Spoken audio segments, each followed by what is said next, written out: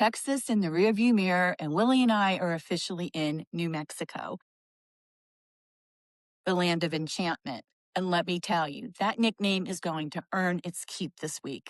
We're talking alien country, ancient lava flows you can see from space, the whitest sand on Earth, and some of the most jaw-dropping sunrises I have seen in years. New Mexico completely surprised me, and I think it's going to surprise you too. Stick with me because this week has a little bit of everything, including one stop I cut very short for reasons that had nothing to do with aliens.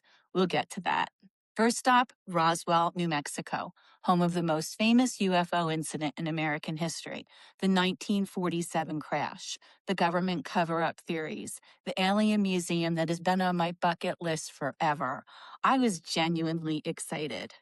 I pulled in, found RV parking, and took Willie for a walk. And that's when something shifted. I want to be honest with you because keeping it real is what this channel is about, especially for anyone out there in an RV or traveling solo. Something felt very off. I'm talking about that specific feeling where the hairs on the back of your neck stand up and your gut starts sending signals you've learned not to ignore. I became aware that my RV was being scoped out, and not by little green men. I could feel it. Eyes on the vehicle in a way that didn't feel casual or curious. It felt intentional. I saw it. And when you're a solo traveler with your whole life parked on four wheels, that is not a feeling you want to push through to go see a museum. I got Willie back inside and we pulled out. Total time in Roswell, 46 minutes. Now, I want to be really careful here because I am not going to bash Roswell. Every city has areas and situations that can feel uncomfortable, and I happened to land in one of them that day. Roswell has a lot to offer. The International UFO Museum is genuinely on my bucket list, and I've heard wonderful things about it from people who visited. But if you're a solo traveler, especially in an RV, please be thoughtful about where you park and how you move around. My recommendation, stay at a local RV park, drive a regular car into town, and use a proper gated parking lot. Trust your gut. It exists for a reason. And here's something I learned that I really found interesting, and most people don't know this. The actual crash site from 1947, it's not in Roswell at all. It's approximately 75 miles north of town, out near Corona, New Mexico, which means it was actually much closer to the campground I was headed to than Roswell itself. So why does everything carry the Roswell name? Because the Army personnel and law enforcement who first responded to the crash were based at the Roswell Army Airfield. They were the ones who showed up, collected the debris, and issued that famous press release. The name just stuck. The actual debris field is on public land, but getting there isn't easy. The most direct routes cross private property, and you're pretty much going to need a four-wheel drive vehicle, which I do not have. And ideally, someone local who knows the land. It's not a casual afternoon stop. But I have to say, knowing I drove within miles of the real crash site on my way to camp, that added a whole new layer to this part of New Mexico for me. You know, what happened back there in Roswell is actually a perfect reminder of why I want to take a quick moment to talk to you about something important before we move on. When you're a solo traveler, especially out here in the wide open Southwest, sometimes hours from the nearest town, safety isn't something you can afford to be casual about. And the number one question I still get from people who follow this journey is, Nancy, who knows you're okay out there? The answer is my family and some close friends every single day. And that's thanks to today's sponsor, Snug Safety. I talked about Snug a couple of videos ago, and I want to come back to it because I'm still using it every single day, and it's still giving my kids peace of mind on this entire trip. Here's the thing about Snug that I love most. It doesn't require me to remember anything. Every morning, my phone sends me a notification. I tap the big green check-in button, 2 seconds, done. My family gets automatic confirmation that I'm okay. And if I ever don't check in by my set time, Snug automatically alerts my emergency contacts. No phone call to remember, no text to send, it just happens. I'm now several weeks into this 10-month adventure. I have been in remote campgrounds, out on lava trails, and driving through stretches of desert where the nearest gas station is 50 miles away, at least.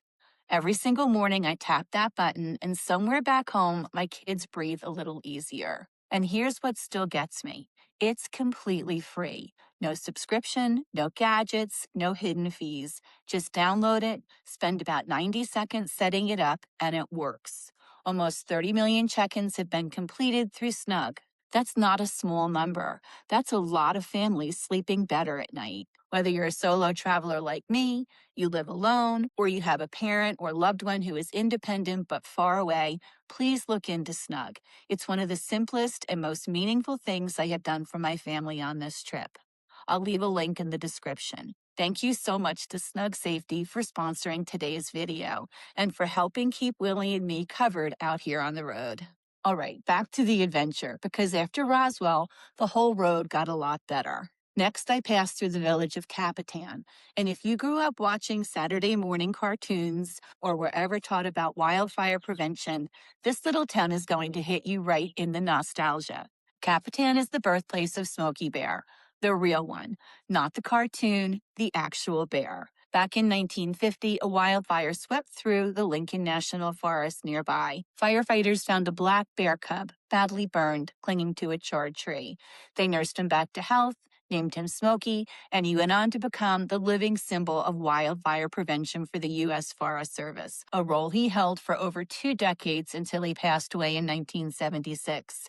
He's buried right there in Capitan at the Smoky Bear Historical Park. I wanted to stop. I really did. But here's the thing. It was Monday, and the Smoky Bear Museum and gravesite is closed on Monday. So that decision was made for me. If you're planning a visit, keep that in mind. Check the days before you go. It's free to enter, and from everything I've seen, the museum is charming, and the gravesite is a genuinely moving tribute to a bear that became a national icon. Definitely on my list for a return trip. All right, Capitan in the rearview mirror, campground ahead. My first campground in New Mexico was Valley of Fires Recreation Area, about 4 miles west of the little town of Carrizozo on Highway 380.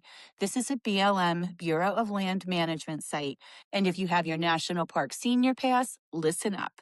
1 week of full hookups, that's electricity and water, cost me $95 total for the week. Yeah, I'll take that. But the price wasn't even the best part. The views, I wasn't prepared. Step outside the RV and turn east, and you're looking at the Sierra Blanca Peak and part of the Sierra Blanca Range. This mountain sits at over 12,000 feet above sea level. In the mornings, it's capped with snow, and when the sunrise hits, it's absolutely stunning. Now, I will say I did consider driving up to the top, but I thought better of it. I once drove to the top of Mount Washington in New Hampshire with an elevation of about 5,000 feet and a 12% gradient. So an 8-mile drive and 11,000 plus feet of mountain road was not something I felt I needed to do again. Hard pass.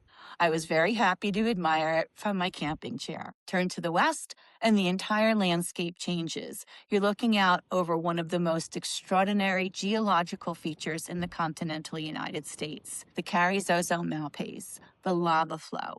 And I want to spend a little time here because this place genuinely blew my mind. About 5,000 years ago, which in geological time is basically yesterday, vent at a cinder cone called Little Black Peak started erupting. And it didn't just erupt, it flowed. For somewhere around 20 to 30 years, molten rock poured out of that peak and spread south across the Tularosa Basin. When it was done, the Carrizozo lava flow was approximately 44 miles long, 4 to 6 miles wide, and in places up to 160 feet thick. It covers roughly 125 square miles of land, 125 square miles of solid black rock. And here's the thing that really got me. This flow is so large and so dark against the desert that you can see it from space. NASA has photographed it from the International Space Station. I love this place so much that next week I'll share a full dedicated video. Just the lava field, the trails, the geology, and why I think this is one of the most underrated spots in the entire American Southwest. There's so much to dig into, so stay tuned for that one. But for now, let's talk about what it's actually like to be here. Day 2 hit me a little sideways. Valley of Fire sits at about 5,300 feet above sea level. That's not Everest, but it's enough to notice if your body isn't used to it. I woke up feeling a little off. My digestive system was off, and I was moving a bit slower than usual. Classic mild altitude adjustment. Instead of pushing through it, I made the smart call. Willie and I had a full rest day. We ate carefully, stayed hydrated, skipped anything strenuous, and watched a couple of movies. Sometimes the best thing you can do for yourself and for your trip is just stop. Your body will tell you what it needs. Mine was asking for a day off for altitude adjustment, and I gave it one. Day 3, completely different story. I woke up feeling great, genuinely energized, and I hit the trails, which were literally in my backyard. I also did the Kapuka Trail, and this one gets you right up close and personal with the lava rocks. Kapuka, by the way, is an island of older ground that got surrounded by a younger lava flow. You're essentially standing on a geological island in a sea of lava. How cool is that? If you visit Valley of Fires and the weather and your body cooperate, do both trails. If you want to see more about this unique trail, check back next week. Day 4, we went on a field trip, White Sands National Park. It was about an hour and 20 minutes south of Carrizozo, down through Tularosa and into Alamogordo. The drive itself is a history lesson. You pass right alongside the White Sands Missile Range, one of the largest missile installations in the United States, covering 3,000 square miles of desert. And this is actually important to know before you plan your visit. The Missile Range and White Sands National Park share the same highway corridor. And when the military conducts testing, they can temporarily shut down the road and the park with very little notice. It doesn't happen constantly, but it does happen, sometimes just for an hour or two, sometimes longer. So if you're making a special trip, it's worth checking ahead for any scheduled closures. But the missile range isn't just a modern military installation. It sits on top of one of the most consequential pieces of ground in human history. Somewhere out in that desert, inside the range, not accessible on a normal day, is the Trinity Site. On July 16th, 1945, at 5:29 in the morning, Manhattan Project scientists detonated the world's first atomic bomb right here in New Mexico. They called the device the Gadget. It sat on top of a 100-foot steel tower in the Jornada del Muerto Desert. I'm sure I messed that up, which, by the way, translates to Dead Man's Journey. The explosion released the equivalent of 19 kilotons of TNT, vaporized the tower, and fused the desert sand into a green, glassy substance called trinitite that you can still find there today. The mushroom cloud climbed 38,000 feet into the air in under 7 minutes. People felt the shockwave 160 miles away. J. Robert Oppenheimer, the director of the Los Alamos laboratory that built the bomb, gave the test its code name, Trinity. It was the beginning of the atomic age. I would have loved to visit that site. I really would. But here's the catch. Trinity Site is only open to the public twice a year, the first Saturday of April and the first Saturday of October. That's it. 2 days a year. And yes, there's still a slightly elevated level of radiation there, about 10 times the normal background level, but scientists say a short visit is considered safe.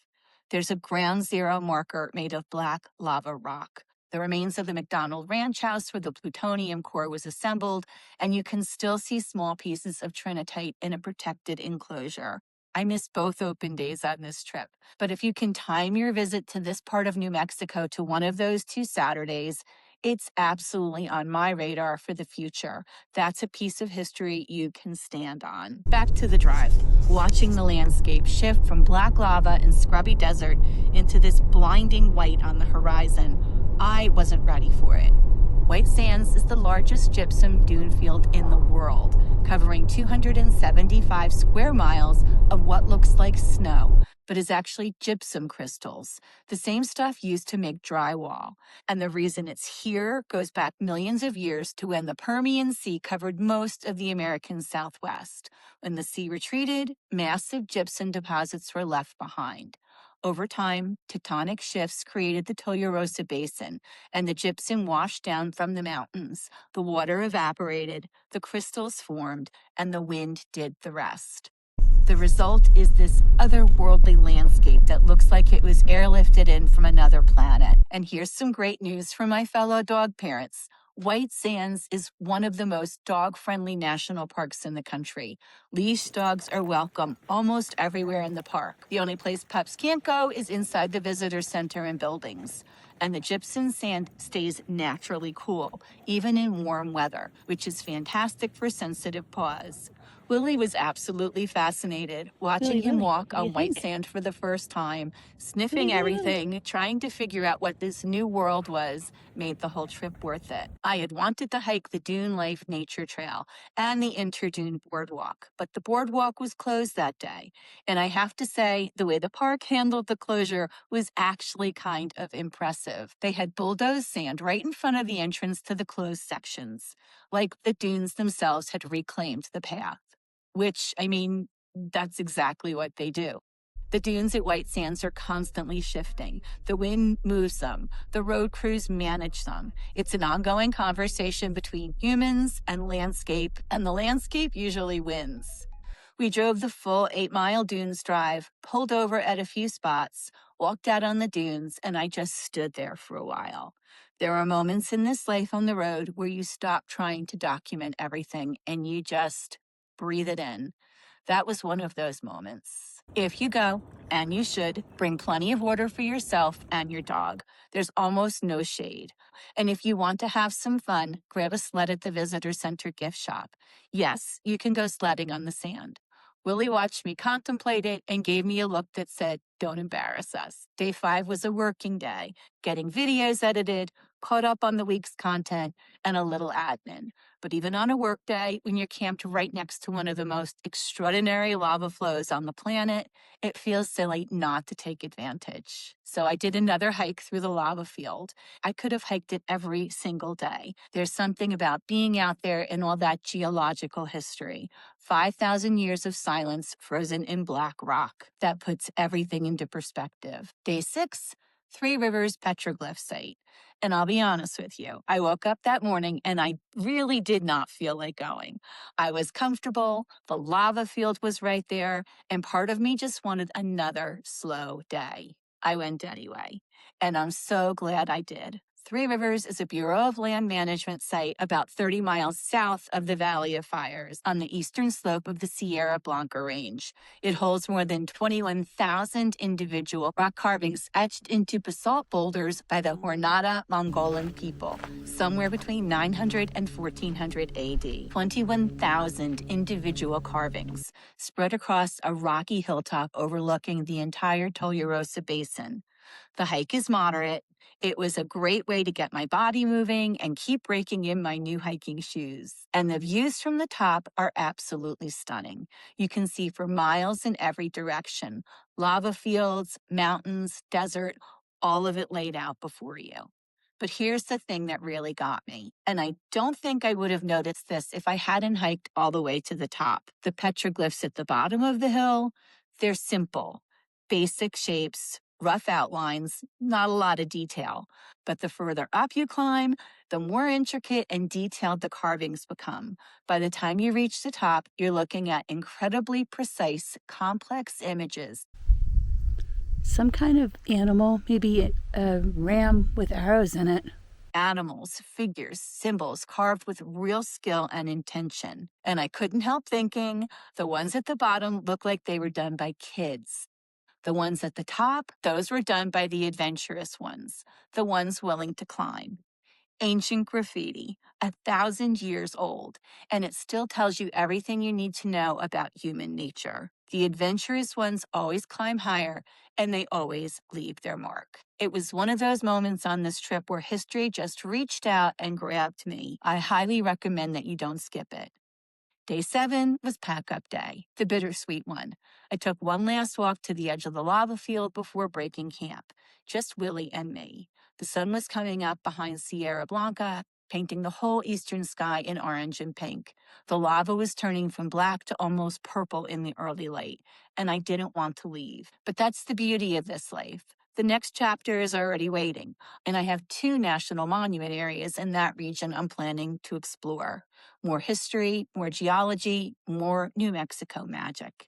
If you're planning an RV trip through this part of the country, put Valley of Fires on your list. It's not as famous as some of the big national parks. I think that makes it even better. Fewer crowds, more peace, prices that won't make you cry, and scenery that will make you catch your breath every single morning. All right, that's a wrap on week 1 in New Mexico. If you enjoyed this video, please hit that button and subscribe so you don't miss what's coming next, because it's only going to get more interesting from here. Drop me a comment. Have you been to Valley of Fires, White Sands, Roswell? And did you feel anything weird? I genuinely want to know. I'll see you next week. Until then, safe travels, everyone.